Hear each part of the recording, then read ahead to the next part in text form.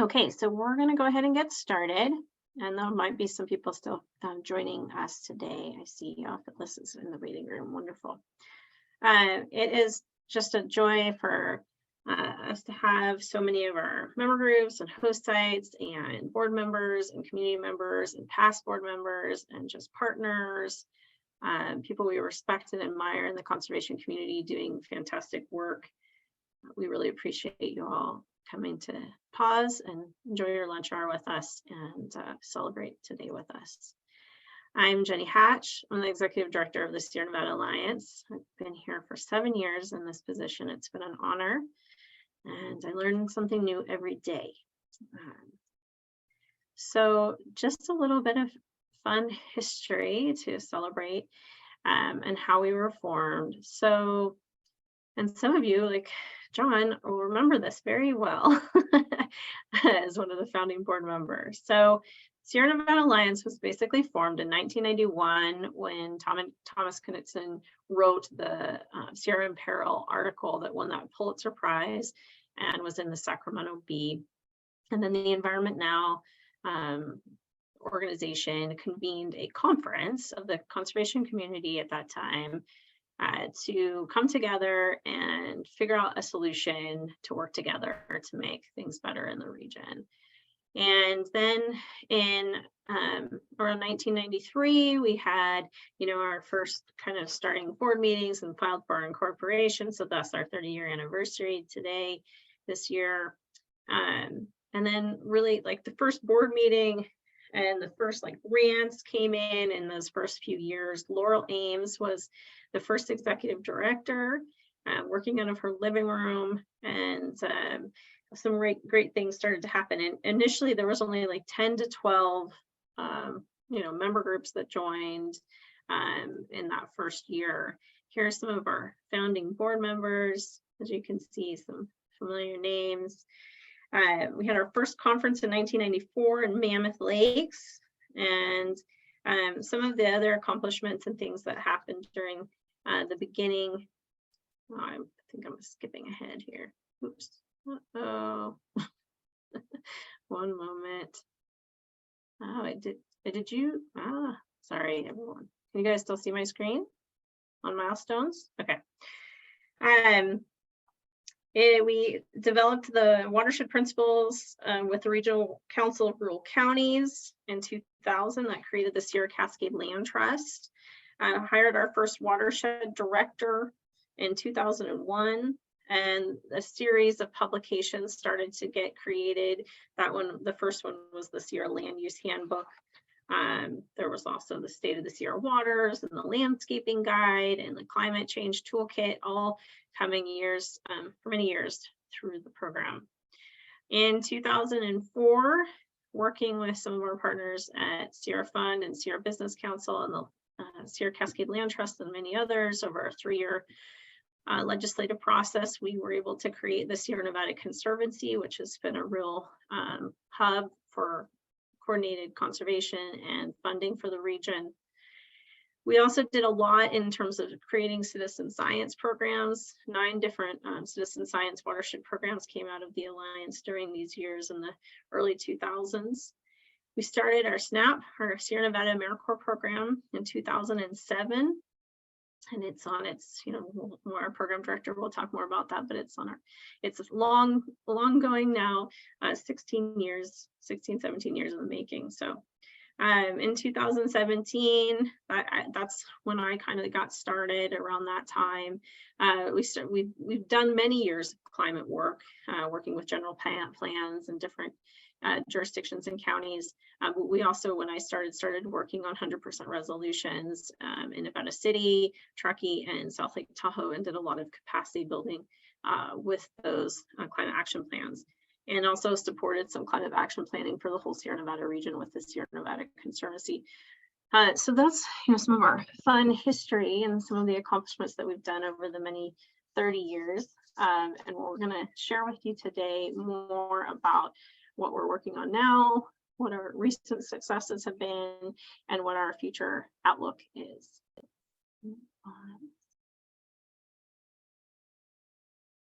Jen, how come, are you guys seeing that it's going to the website?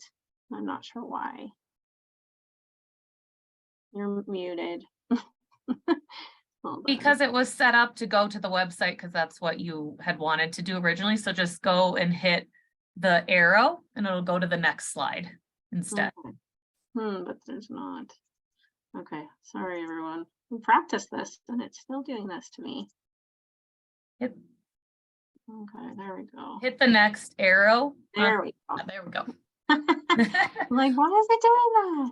Always some Yeah. technical There's difficulties. always going to be something funny. Definitely, Jen put the link to our milestones and accomplishments in the chat, so you can take a look at that from our website if you want to read more about some of those historical things to celebrate today.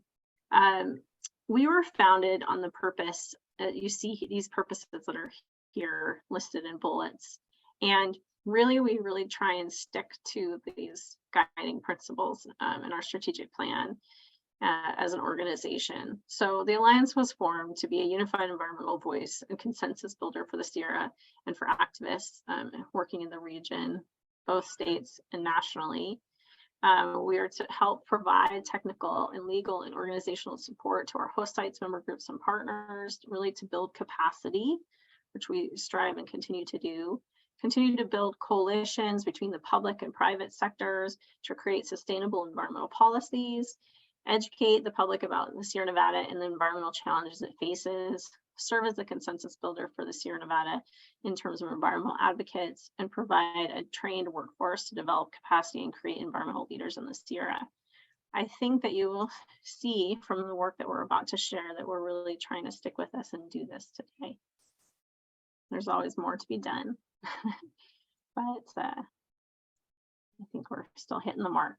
So our current priorities focus around healthy forests, watershed land stewardship and conservation, sustainable recreation, climate resiliency, capacity building, and workforce development.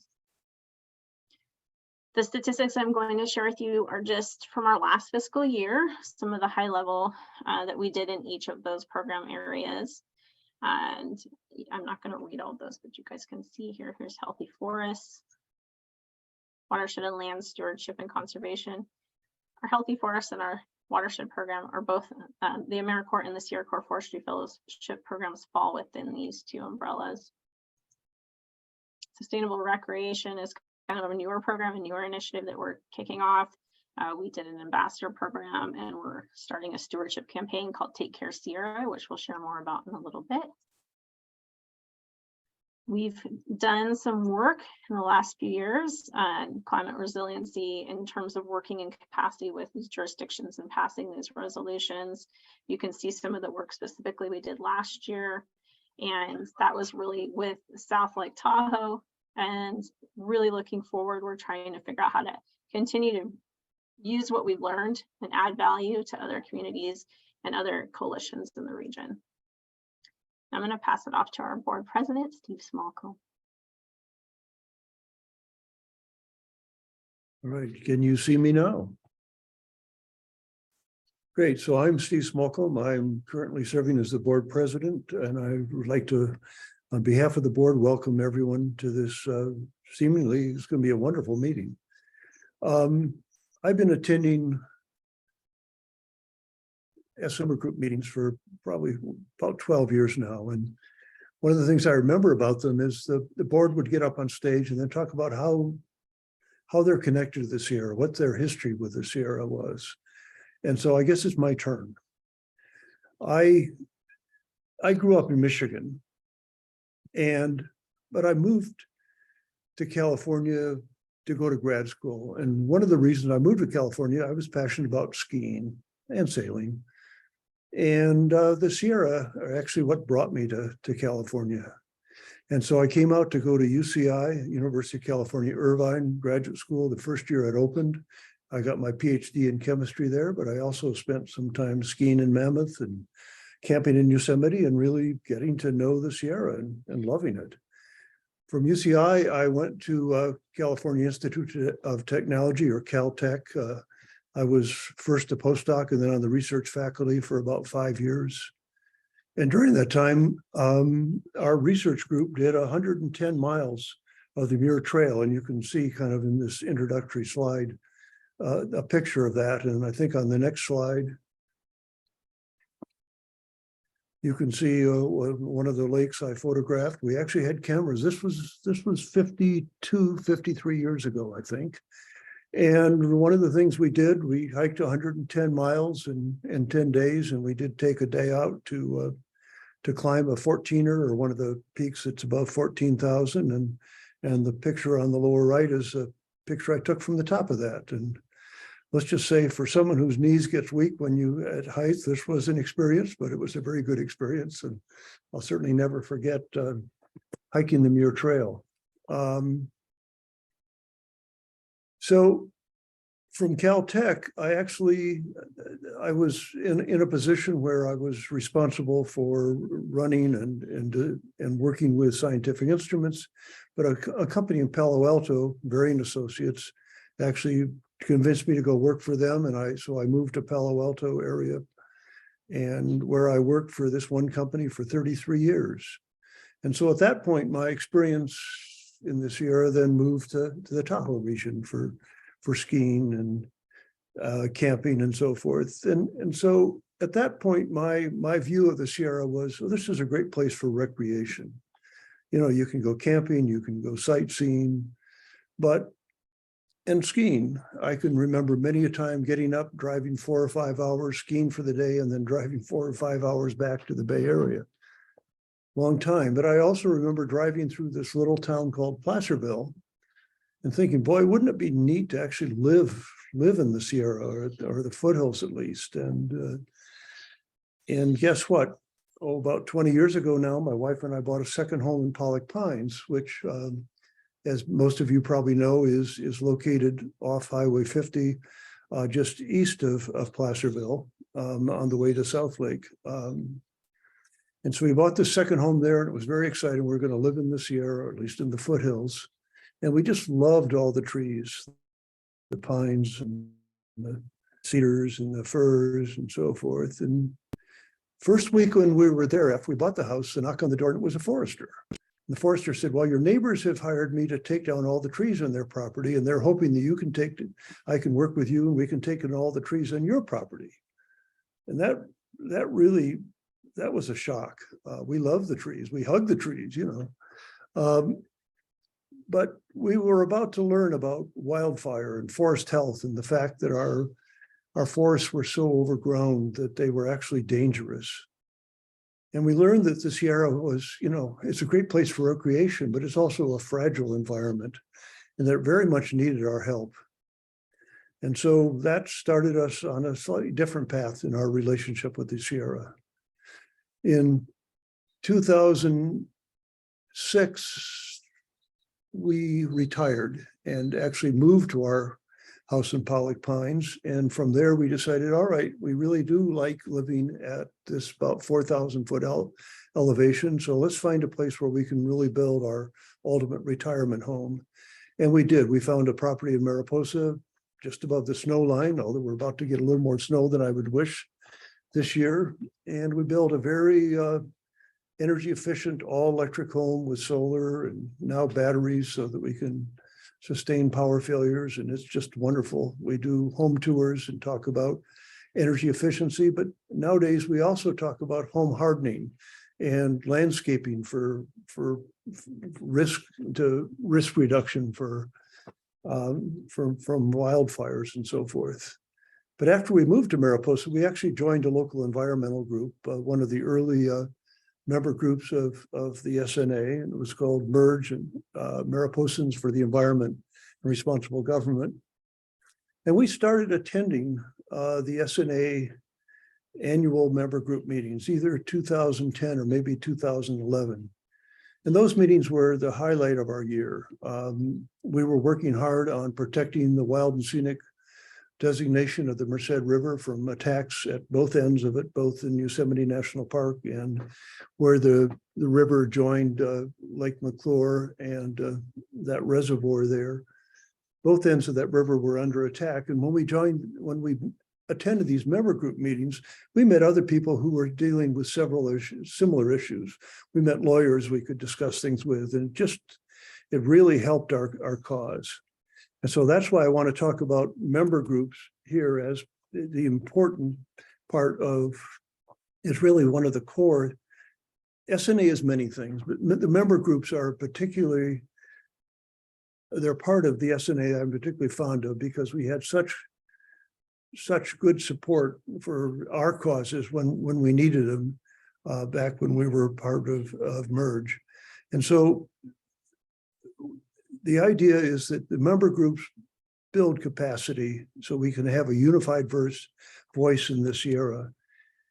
And the member groups bring a local perspective and local expertise and subject matter expertise to the SNA.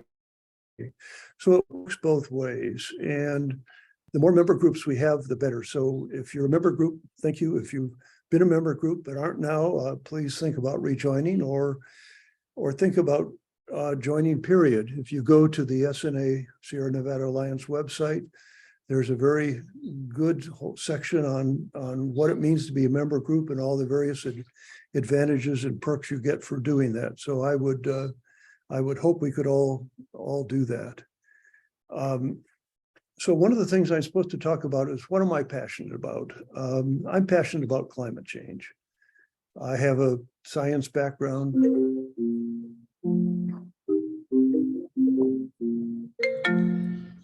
And also get a lot of phone calls, sorry.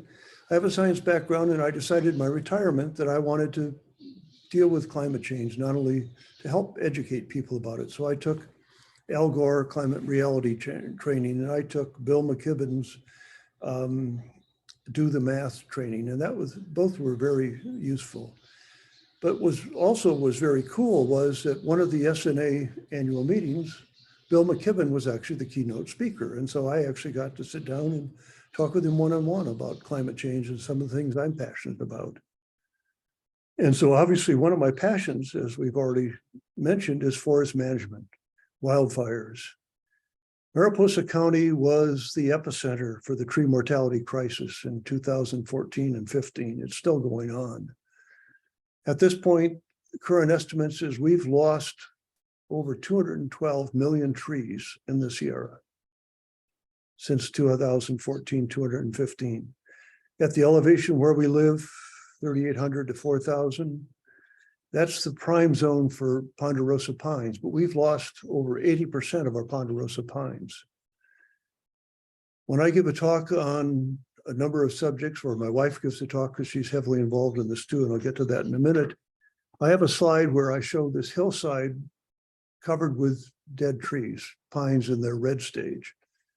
And the tagline on this is, climate change doesn't care what you believe. So I tell people around here, climate change is not just a future threat, it's affecting us every day.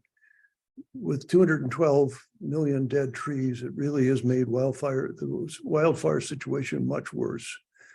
I cannot tell you the number of times, well, we've been evacuated many times for a week, for 11 days. It's just not fun. The Sierra does need our help, and that's what SNA is trying to do. So one of the things I am passionate about and working on personally is biomass. And I realize it's a very controversial subject. And some biomass projects are good and some biomass projects are evil. And so one of the things I try and educate people about is what makes them good or what makes them evil. So there are two fairly simple rules. One is, if you're cutting down dead trees simply for the point of making fuel or making pellets, and two, if you're shipping those long distances, say to Asia or Europe, it just does not pencil out from a climate change point of view, from a greenhouse gas point of view. That is an evil project as far as I'm concerned. And yet, according to our laws, it's climate neutral. That's nonsense. It is not climate neutral. On the other hand, if you're talking about a small scale project that's located within, say, 35 to 50 miles of where the fuel comes from, the Sierra. So you're not shipping long distances, and you're not using trees that are cut down just to make fuel. You're using dead and down wood or trees that had to be removed for reasons of public safety along roads or public infrastructure. And those trees would have been burned anyway in an open pile, causing a lot of air pollution. Well, then, you know, that does make sense to then convert that to clean green energy that will then avoid using fossil fuels to avoid that same energy. So one of the things I like to talk about is biomass, what makes it good, what makes it evil. Obviously, I'm also very interested in electrification. We built an all-electric home with geothermal heating and cooling, really cool, or heat or hot. Sorry about that. An induction cooktop, really convenient, really great way to cook. All electric homes are great in the summer. There's plenty of solar, long sunshine, bright sunshine. Winter can be a little tough. I'm not looking forward to shoveling snow off my solar panels in the next few days, but that's what you got to do if you want to be energy efficient around here. We are grid connected, but I like to be as energy efficient and net zero as much as possible. Also very interested in electric transportation. We bought our first Tesla Model S 10 years ago. And we also have a Model 3 that we bought for 5 years ago. We've driven across the country. We've driven up and down the state many times. It's not too bad, but the Sierra has been tough. As long as you can charge at home, it's not so bad, but there are a number of communities where it's just not as easy as it should be to get a charge. And so I appreciate the Sierra Nevada Alliance also working on trying to expand electric car charging infrastructure in the Sierra. So anyway, those are some of the passions I have and some of the things I'm working on. And I'm really very pleased to serve as the president of the Sierra Nevada Alliance. And I will now turn things over to Rebecca Williams, who will talk about our SNAP program.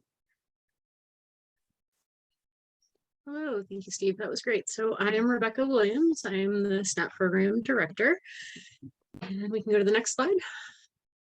So the SNAP program is a federally funded program. It's funded through the president's budget. And the president's budget for the fiscal year 2023 was $1.34 billion for AmeriCorps programs. That's about a 16% increase over the fiscal year 2022. The budget is really to support AmeriCorps programs all across the nation on the state and local levels in meeting public health, education, communities needs related to the pandemic specifically, as well as advancing racial and economic equity, developing active and civically engaged members of society, and helping unite communities and strengthen our democracy. So the SNAP program is, in essence, an AmeriCorps program that then California takes one step farther and added an additional $94.9 million to support California-funded programs. California has a very strong climate protection and environmental foundation through its AmeriCorps programs, and that's why we're able to offer the great positions doing the environmental work that we have. To give you a perspective, last year, over 17,400 Americans of all ages and backgrounds united to serve as AmeriCorps members throughout California. That is actually larger than the entire Peace Corps. SNAP itself has 28 full-time members available for placement. We often place a significant number of those as full-time members. Currently, we have 19, and then we offer out reduced term positions throughout the remainder of the year. Go ahead and go to the next. This slide talks a little bit about how SNAP members, what they do. A lot of you guys are familiar. Host sites are also really the backbone of our SNAP program. Our host site partners provide the heart of the SNAP members' experience and their experience in national service. They also provide the SNAP members the opportunity to gain valuable professional development and environmental work experience. SNAP members are, however, in national service. They're not employees of either their host site or the SNA, but they handle workflow and reporting from both and join the communities and the goals of both organizations. Our amazing host sites and these outstanding members that serve with them all recognize that they have chosen national service and a pretty low living stipend instead of just another entry-level position that right now are very, very available in the environmental sector. Host sites are often called upon to show that appreciation through support, mentorship, flexibility for training opportunities, support of the SNAP program, and a cash match as part of the matching funds that run the SNAP program. Host sites are also very important to the Sierra Nevada Alliance member groups, and all of our host sites are really encouraged to join as member groups, be involved in Sierra Nevada Alliance's larger mission, and you also do get a discount on that SNAP cash match for doing so. All right, so our SNAP host sites are comprised of all different nonprofit organizations, state and public agencies, land trusts, federal agencies. These organizations can be one-time SNAP host sites if they have a special project, or maybe have written a grant to help pay for that SNAP cash match to build their capacity at the organization, or they can be some of our long-term host sites that continually do project monitoring and large restoration throughout the Sierra Nevada. All right, next slide, please. So SNAP members are out there getting some amazing things done. We've been doing this since 2007, and since then we've had over 400 SNAP members serve through the program. Over 25,000 acres have been restored and over 8,000 sites have been monitored. The reason that everything is going to say over is because these SNAP members are out there every day still working towards these great missions and getting this great work done. So we've also had over 250,000 individuals reached through outreach and education, 45,000 community volunteers recruited and supported, and over 700,000 total hours of service. This year, the SNAP members, I mentioned, have 19 full-time members, and we've just enrolled 5 3/4 term members. And then we do have some room for the remaining of the year for some reduced half-term and half-term positions that we will be filling throughout the remaining of the year. This year, SNAP members have already served over 7,600 hours, educated over 600 community members, monitored over 100 sites over 200 times, and recruited over 50 volunteers. They've also restored somewhere between 5 and 10 acres of watershed restoration sites themselves. They don't necessarily get credit for all of the acreage restored by volunteers, and it's a pretty impressive number for the winter months. All right, next slide, please. So this year, SNAP 2022 and 2023 beyond, this is a great list of our current host sites that we have. Some of these host sites, like I mentioned, are long-term, wonderful supporters of the SNAP program, and we've got a few new names this year. Names like Green Up Nevada, Project Discovery, Camp Tawonga, Nevada Vision of Forestry. So every year we're looking to expand our list of host sites and partners. It's our main goals sort of coming up in the future and every year is to really foster and build those host sites, our relationships with them. They really are the background of the program. And we always are striving to support our host sites, expand the partnerships that we can, work on projects together, even get involved in some grant writing together would be fantastic. And we're also looking always to, like I said, to build those new host site relationships. We're always aiming to recruit outstanding SNAP members and deliver a quality service experience. Recruitment has become extremely competitive in the last couple of years, and it is very challenging to find the great SNAP members that we've been used to and the quality. To give you an idea, for filling our 19 SNAP members this year, we had to do over 70 interviews. We reviewed over 400 applications, and we were able to, sort of pare that down to our 19 great members. And so part of the way that we're going to be able to succeed in the future is to make sure that we're all providing good quality service experiences for these folks as well. They do have lots of other choices, and what we offer through the SNAP program with professional development, training experiences, mentorship, spring training, graduation experience, orientation experience, all this plays into the factors of why we're able to keep getting good candidates in. We also do need to submit a successful 25 through 28 SNAP AmeriCorps national grant. So every 3 years, the SNAP program has to reapply for its grant cycle. And that it all plays into changing needs and funding climate sort of out there in the greater funding climate. So the SNAP program is going to continue to work on updating their grant applications to continue to meet the changing needs of the environmental and the climate change scene and work that needs to be done in the Sierra Nevada. And of course, we're going to just do everything we can to keep supporting our SNAP members to act as those force multipliers to get things done for the environment in Sierra Nevada. And with that, I'm going to hand it over to Taylor, the Forestry Program Director. Thank you, Rebecca. I really appreciate it. It's so wonderful hearing all of the accomplishments and all the work that AmeriCorps does. I'm really grateful to be part of a team that has such an amazing effort out in the Sierra Nevada. And thank you all to being on this call. It's so really wonderful to see so many people interested in not just the Sierra Nevada Alliance and the long history of all of our work, but also so interested in the region and the health and the protection of this place. So as Rebecca mentioned, I'm the forestry program director. And our forestry program is really interesting, and I would love to talk about so many aspects of it. But the one thing I'm going to focus on today is what we call our Sierra Corps Forestry Fellowship Program. Yeah, there we go. So our Forestry Fellowship Program was created a few years ago by Jenny and my predecessor, Nicole. The mission of this program is to increase the workforce capacity for critical forest health management projects in the Sierra Nevada.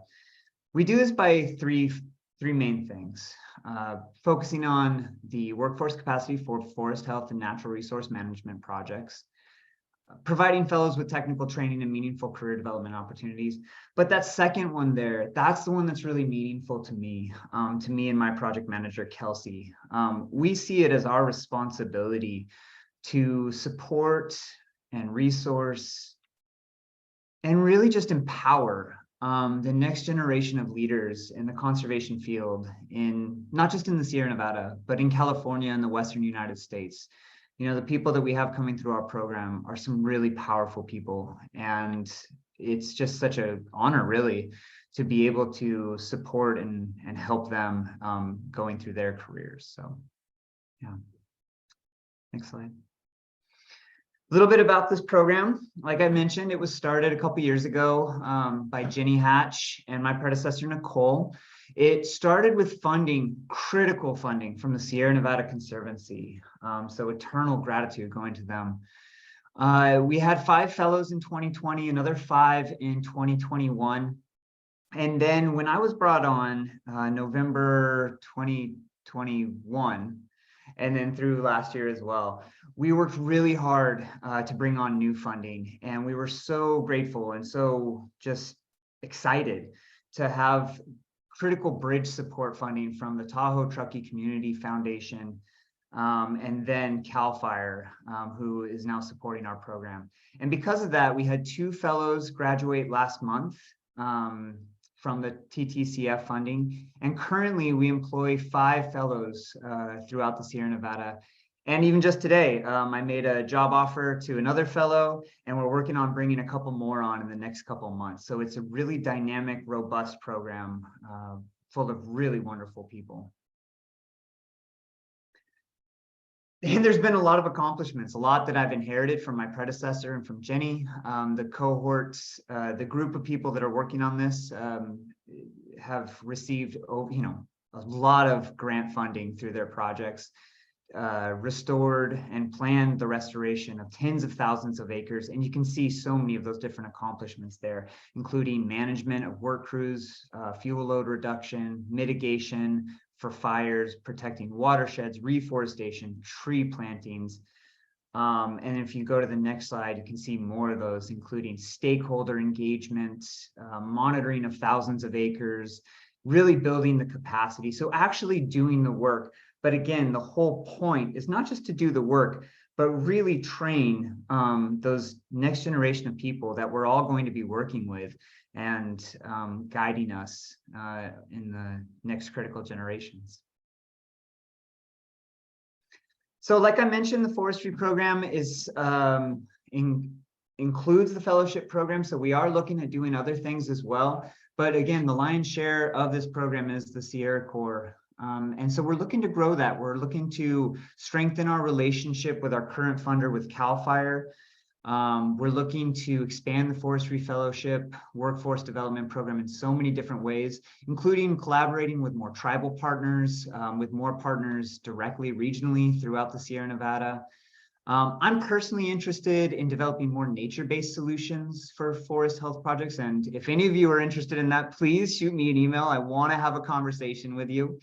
And then the next one that I'm really interested in is coordinating more with our 30 by 30 team, not just within Sierra Nevada Alliance, but the whole coalition throughout the Sierra Nevada, but also in California.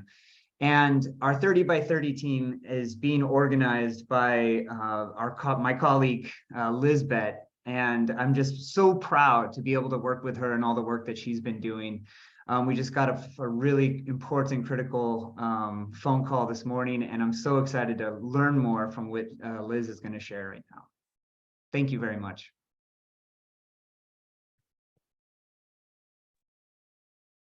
Hi, everyone. Thank you, Taylor, for such warm passing over. I really appreciate that. And it's always so inspiring to hear about the accomplishments of yours and Rebecca's program, and really inspiring. As Taylor was mentioning, I am the Sierra Nevada 30 by 30 organizer. So this program is fairly different from the SNAP and the Forestry Fellowship program. And I started working, it's going to be 1 year now.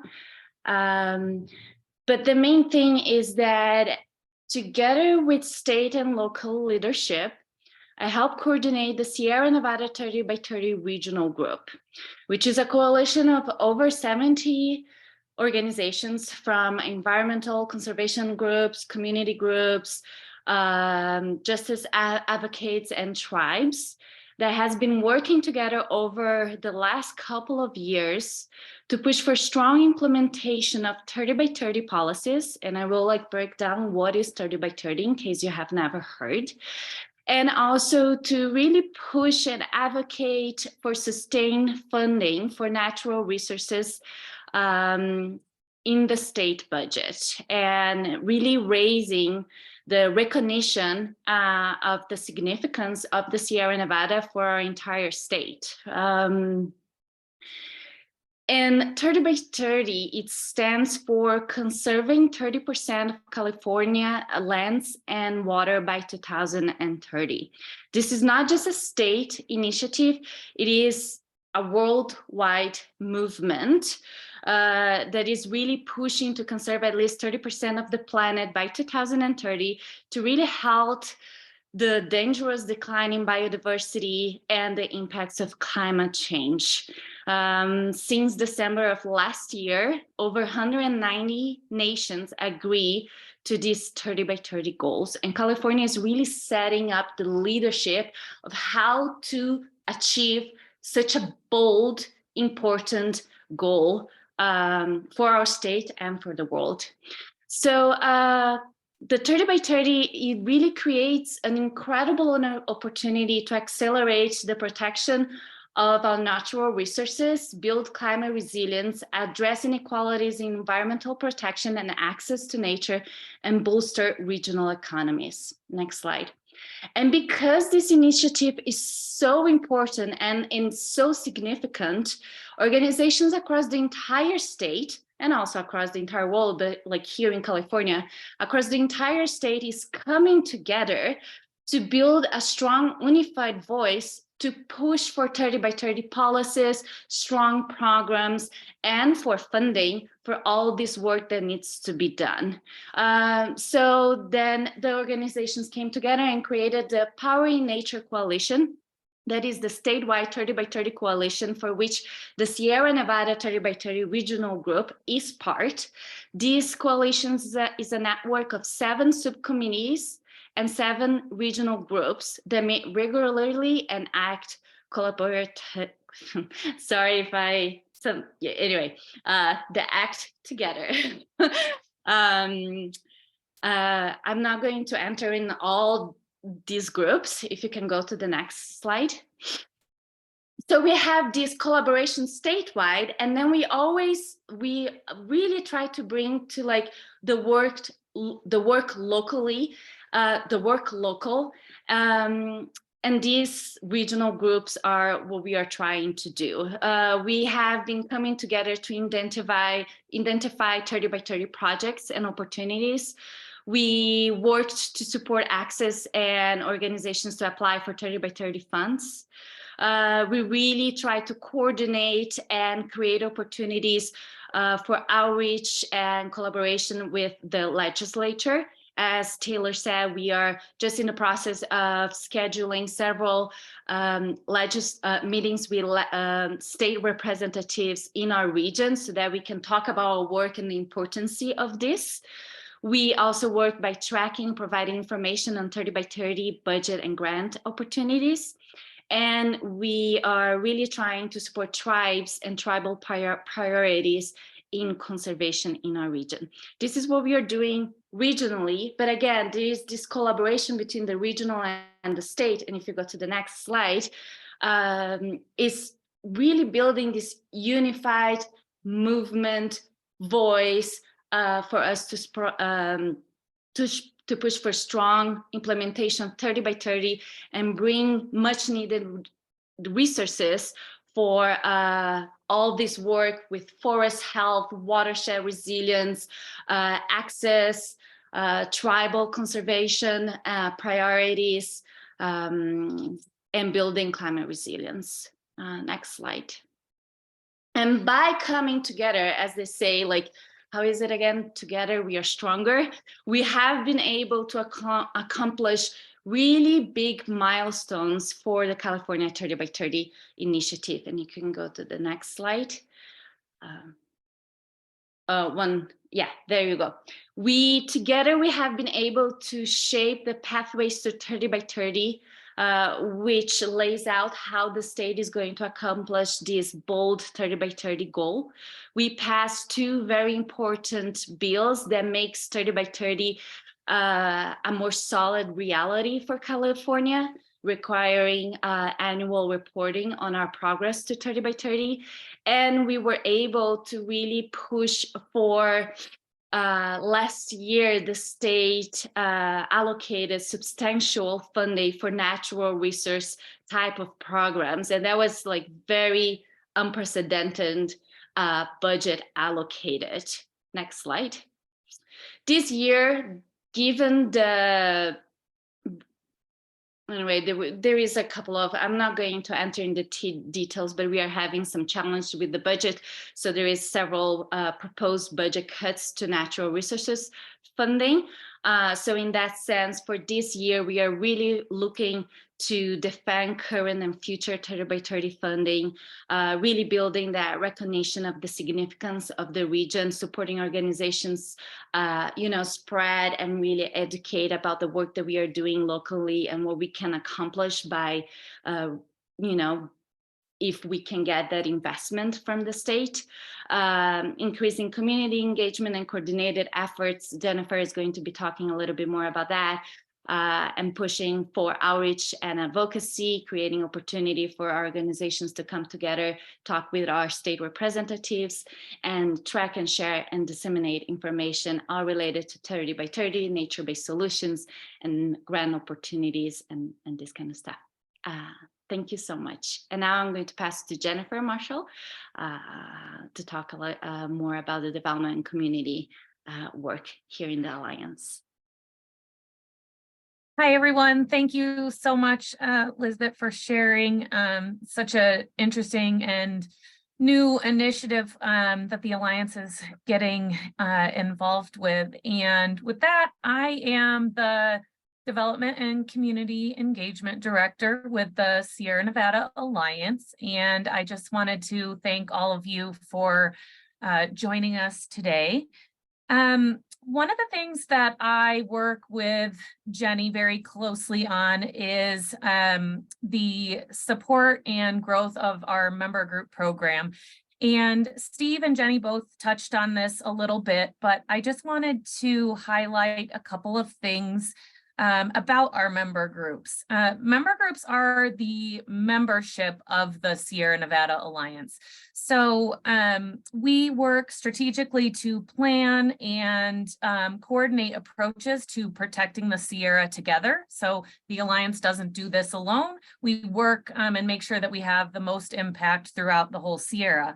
And so we're really proud that this year we, along with, years past, but we are really going to take our membership to sorry, let me back it up a second, but we are having our member group meetings every other month. And this year we will be working as a group to really prioritize our approach to protecting the Sierra. And so like Steve said, if you are a member group now, thank you for joining.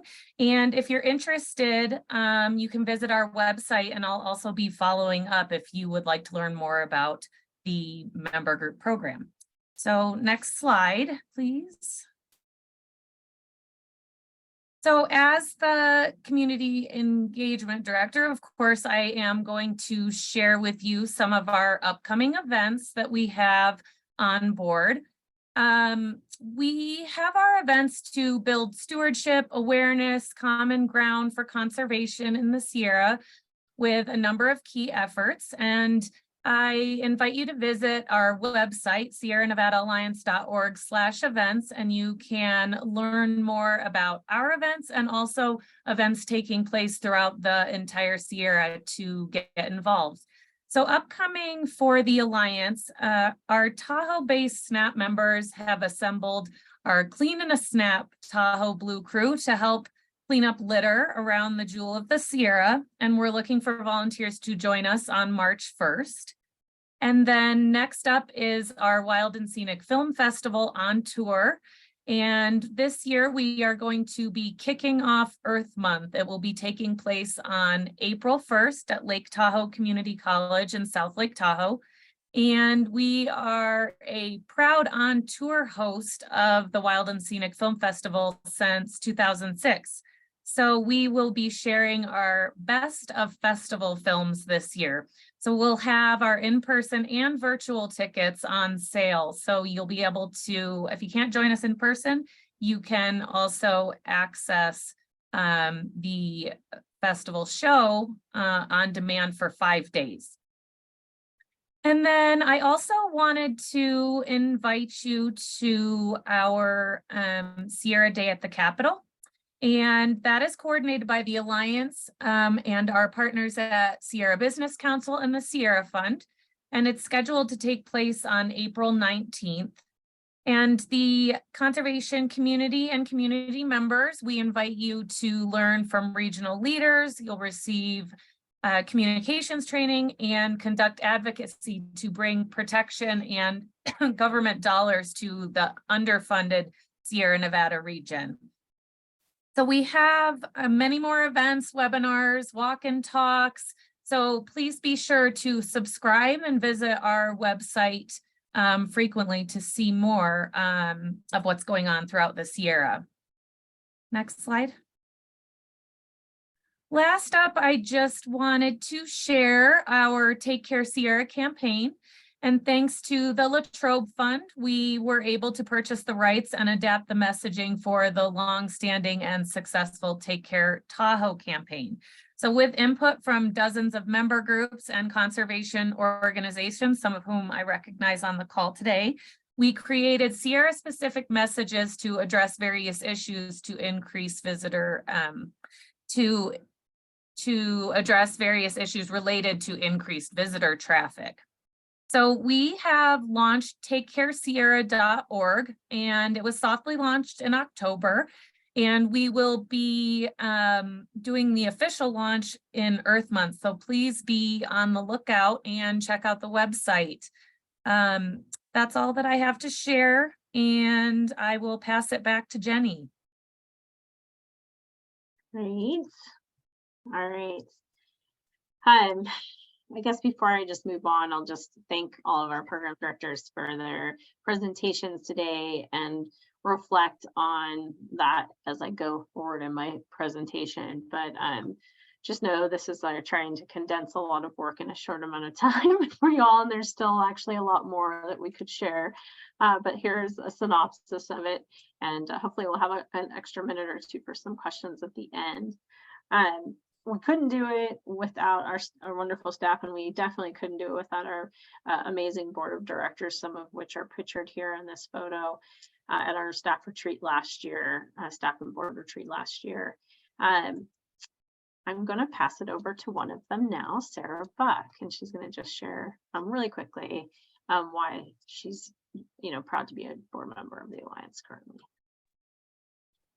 Hope she's Wonderful. I'm here. good. Can you hear me? Yes. Okay, great. Well, thank you so much, Jenny, for that wonderful introduction, and thank you for having me today. I know I only have a couple of minutes, but just wanted to share quickly my connection to the Sierra Nevada and also some of the things I'm most excited about over the next couple of years of my board membership.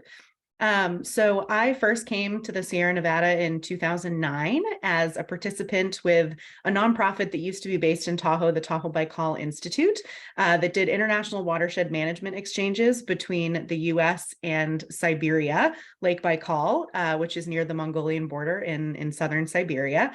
And coming to Tahoe and exploring other amazing areas throughout the Sierra Nevada, on both the California and Nevada side, in the Northern Sierra, in the middle, in the southern part, really just fell in love. And it actually really changed the course of my entire career, wanting to go into the environmental field. And I really came to the conclusion that water is life, and I still very much believe that, and it has become an important part of the work that I'm doing professionally, in addition to my service on the Sierra Nevada Alliance board. I'm really here to give back to an area that really, like I said, changed my life and has given me so much, and really lend my experience that I have had over the last 10 years as part of the Rural Community Assistance Partnership Network, and my expertise in helping small rural and tribal communities with water, wastewater, solid waste, and community and economic development. As far as my passions and passion projects, as I mentioned, water is of utmost importance to me. And really, one of my life goals, both personally and professionally, is to have an impact and really to help empower people and improve the lives of others. As I mentioned, my focus is rural, small, and tribal. And as you've heard others, and many of you know from living in this region, there are a lot of small, rural, and tribal communities in the Sierra Nevada. And I am hoping that I can continue to help the Alliance grow the work that they're already doing in disaster and emergency preparedness and response, integrating more in the work that they're already doing with the solid waste sector, as well as with drinking water and wastewater, especially considering how much federal funding is available out there through the bipartisan infrastructure law, IRA, and other programs that are coming down the pike. And that really ties into my final goal, which is really helping bolster our ability to advocate for our Sierra Nevada region, not just at the state level in California and Nevada, but also at the federal level, since the Sierra Nevada has a number of federal treasures from Mono Lake to Yosemite to Tahoe and others. And really helping to bring some of the many resources that I'm aware of and have access to through my work, serving rural communities throughout the US, and helping to bring those resources to the Sierra Nevada, and really helping the Alliance and others build capacity and diversify, the funding that helps serve and protect our very important region. And with that, I don't know, Jenny, if you'd like to have it go back to you, if you want me to pass it directly to Prakash. Go ahead and pass it. You're good. All right. Well, thank you again for having me. And I will send things over to one of our newest board members, Prakash.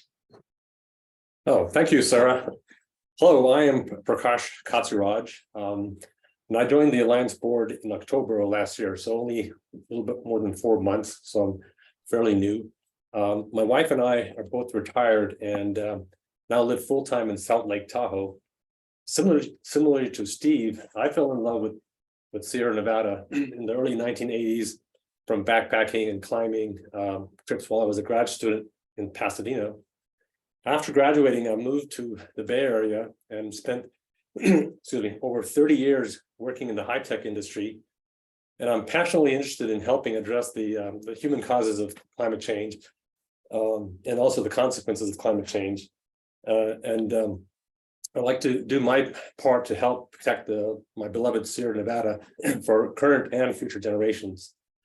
I was excited when I learned about the Alliance and their long history of environmental causes and their recent efforts on climate change. So when the opportunity arose to join the board, I jumped on it. And I'm thankful to Jenny for supporting me to get me elected, because I have no background in environmental or conservational efforts. My main focus and passion as a new board member will be to help the Alliance grow our climate initiatives while melding some of the environmental efforts in the Sierra Nevada with some selected high-tech industry efforts. I'm a firm believer that the scope of the environmental challenges that we face is such that we really need some innovation and assistance from the technology sector. So that will be large part of my focus, which is not surprising given my background and life experiences. Paraphrasing Taylor, which I've been discussing some of the ideas with, my hope is that the environmental prophets will collaborate and keep the environmental wizards, which I guess I'm on that end, grounded in reality, and we'll get some good results that way. I look forward to meeting many of you and learning more about the conservation efforts and the history of the successes, some of them that we went over today by Jenny, and we can work together to improve the health and resiliency of the Sierra Nevada forests, watersheds, and communities.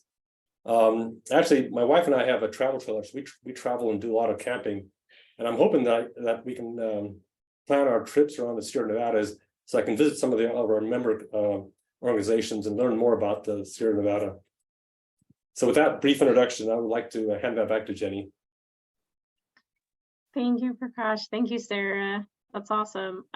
In the last few minutes here, I'll just wrap up everyone's kind words today with just some of my goals, our goals collectively for the future, the next couple of years at least. You know, continuing to really lead as a true alliance of the conservation community in the Sierra. My heart is not one of competition, it is of collaboration. And if you work with me in any way, you will see that time and time again. I feel I'm a good person for this job because that's what the Alliance's core focus is, and that's how I am as a human being. So I want to bring everyone together for efficiency and to really increase our impact on conservation on the ground. I really want to support every organization and be partners and friends with all of you and the community. Really, we're trying to elevate the region, its profile, its branding, so that decision makers, legislators, grant makers see this region and all the natural resources that it provides to this California, Nevada, and the world, and puts more funding and resources to it. We have plans for PSA videos and ads. Take Care Sierra is an example of that initiative you will be seeing come from us, and collateral to really help elevate the region as a whole. Really thinking in terms of conservation biology, landscape connectivity, and really what's important and crucial habitat that we need to protect in terms of sensitivity, species, and climate considerations is something that we will continue to look at and try and prioritize and do with all of our partners.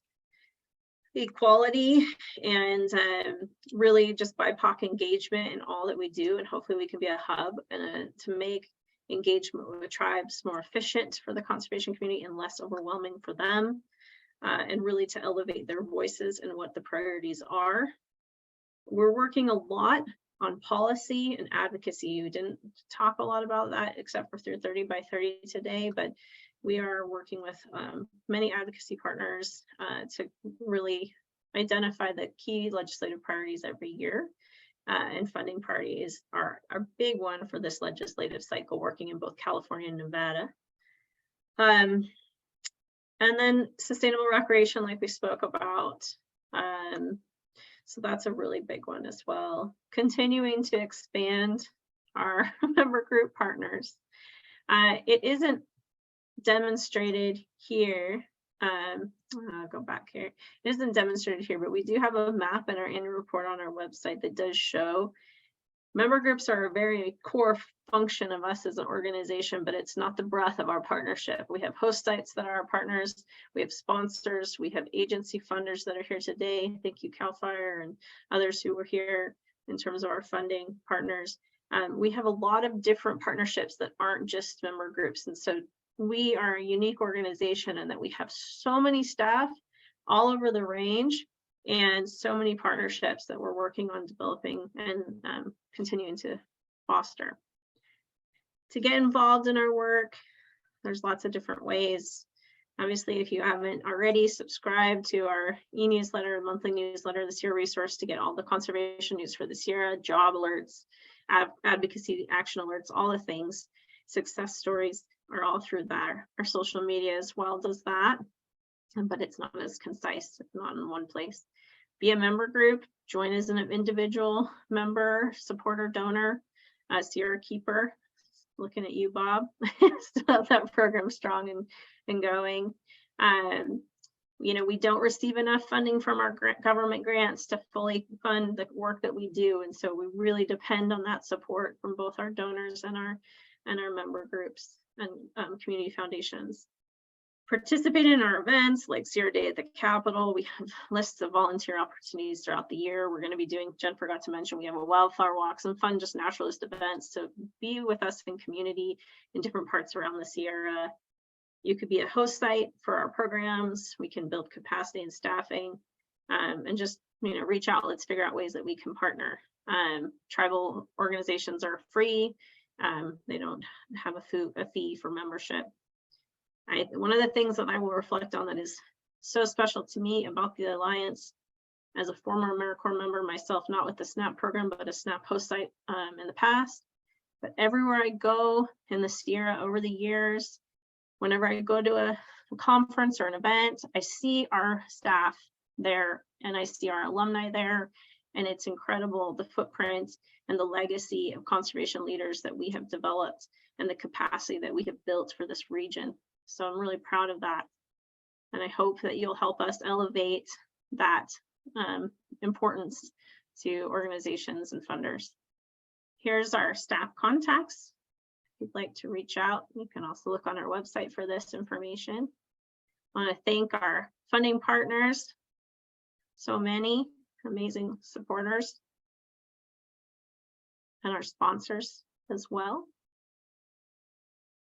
Thank you. Thank you, thank you for being here today with us. 30 years, it's just incredible. Time flies when you're having fun. I think we are at time, 2:04.